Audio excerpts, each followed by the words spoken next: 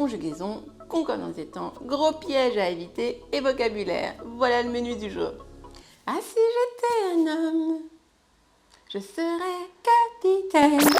Alors, je t'arrête tout de suite, tu n'as pas besoin d'être un homme pour être capitaine de ton navire, capitaine de ta vie ou de ta carrière. Alors, une chose que tu pourrais dire pour remplacer cette phrase hypothétique commençant par un si, et dont tu peux être sûr que tu sois un homme ou une femme, c'est la phrase suivante.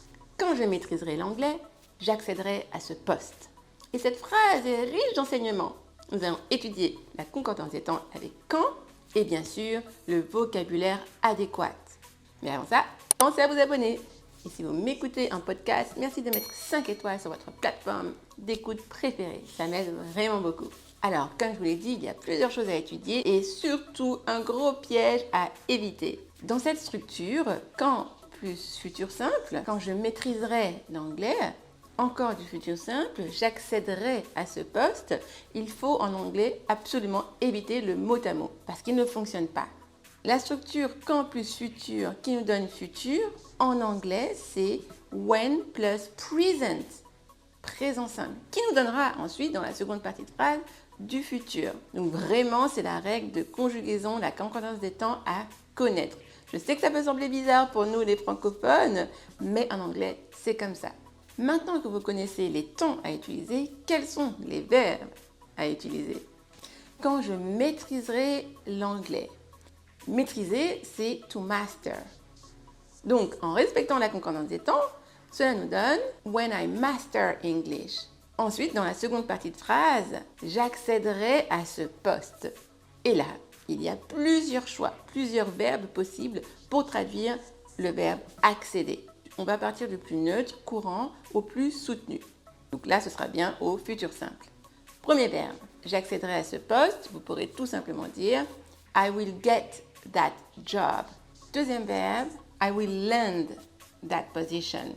Alors, le verbe land, il est un peu plus familier, mais plus fréquent. Et il a la particularité de traduire un peu plus l'effort qui a été nécessaire pour y accéder. I will learn that job ou I will learn that position. Position qui est plus soutenu que job. Et le troisième verbe qui est vraiment soutenu et plus rare, I will attain that position. Donc, je récapitule. Quand je maîtriserai l'anglais, j'accéderai à ce poste. When I master English, I will get that job or I will learn that job or that position or I will attain that position. Est-ce que vous connaissiez tous ces différents verbes pour traduire accéder à un poste?